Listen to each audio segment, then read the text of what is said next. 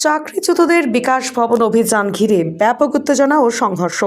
SSC 2016 প্যানেলের অন্তর্ভুক্ত যোগ্য চাকরি প্রার্থীদের শিক্ষক ও শিক্ষাকর্মীরা দীর্ঘ 9 দিন ধরে বিকাশ ভবনের সামনে শান্তিপূর্ণ অবস্থান বিক্ষোভ চালিয়ে যাচ্ছিলেন। আজ তাদের আন্দোলনের নবম দিনে পরিস্থিতি চরম আকার ধারণ করে।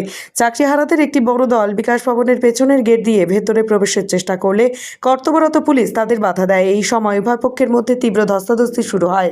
আন্দোলনকারীরা পুলিশের ব্যারিকেড ভেঙে ফেলে এবং বিকাশ ভবনের মূল ফটক পর্যন্ত কার্যত ভেঙে দিয়ে ভেতরে প্রবেশ করতে সক্ষম হন। এই ঘটনায় ব্যাপক উত্তেজনার সৃষ্টি হয়। পুলিশ পরিস্থিতি নিয়ন্ত্রণে আনার চেষ্টা করছে। এই ঘটনার পরিপ্রেক্ষিতে চাকরিহারাদের দীর্ঘদিনের ক্ষোভ এবং তাদের আন্দোলনের তীব্রতা স্পষ্ট হয়ে উঠেছে।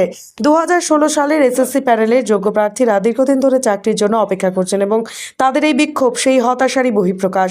বিকাশ ভবনের মতো গুরুত্বপূর্ণ একটি সরকারি দপ্তরে এই ধরনের ঘটনা স্বাভাবিকভাবেই চাঞ্চল্যের সৃষ্টি করেছে এবং প্রশাসনের দৃষ্টি আকর্ষণ করেছে।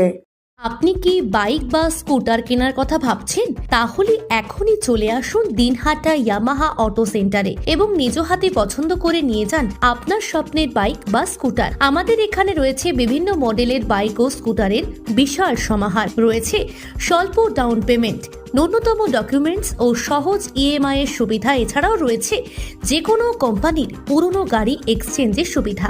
তাই আর দেরি না করে এখনই যোগাযোগ করুন দিনহাটা ইয়ামাহা অটো সেন্টারে।